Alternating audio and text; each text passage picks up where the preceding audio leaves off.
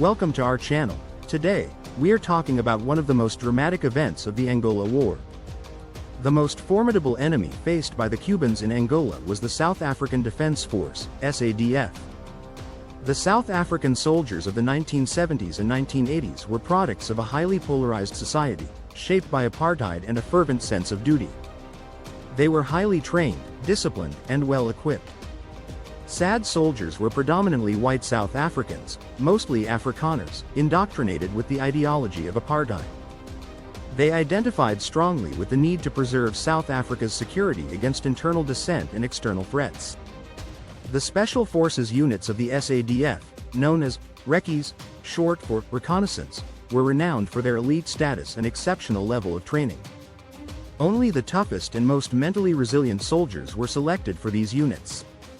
The Recce operated in small, highly skilled teams, often in hostile environments, executing a wide range of missions. One such operation carried out by the Recce in Angola, which serves as an example of the dangers they faced, took place on August 25, 1987.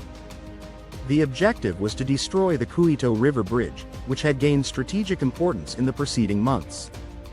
A critical consideration for completing this mission was that the men would have to swim long distances in a crocodile-infested river. The 12-man team moved on foot from a temporary location to an area protected by UNITA, 23 kilometers north of the bridge. They prepared their kayaks and entered the water. From there, they made their way to a point out of sight of the village, destroyed the kayaks, and readied themselves for the final swim toward the target. Unexpectedly, the defenses around the river had been reinforced, and the defenders attacked the frogmen with small arms fire and hand grenades. Despite the assault, the team continued to carry out its mission with total disregard for their own safety. Major Wykes, the leader of the team, was wounded in his left arm by enemy fire. Later, he was attacked by a crocodile that bit off his frogman flipper, but he continued leading his men. Meanwhile, other members of the team, Sergeants Bickman and Wessel, after planting explosive charges on the bridge's pilings, submerged again and began swimming back toward the meeting point for evacuation. While swimming back, a crocodile attacked Sergeant Bickman, clamping its jaws diagonally from his thighs to his buttocks and dragging him underwater. The crocodile shook him violently, as if attempting to tear him apart. After a few moments, the crocodile stopped, and a sudden calm set in.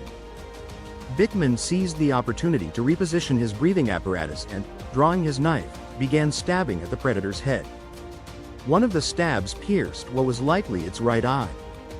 Within seconds, Bickman broke free, surfacing like a cork, and quickly located his partner, who had been searching for him frantically. The two swam to a sandbank to assess the injuries. Shortly after, the rest of the team arrived to assist. Finally, after 7 hours of swimming and walking 20 kilometers with Bickman on a stretcher, the team reached the evacuation point where they were airlifted by helicopter. Despite their efforts, the bridge only suffered partial damage, which was quickly repaired. A few days after returning to their base, the team was summoned to Cape Town to receive personal thanks from the President of the state.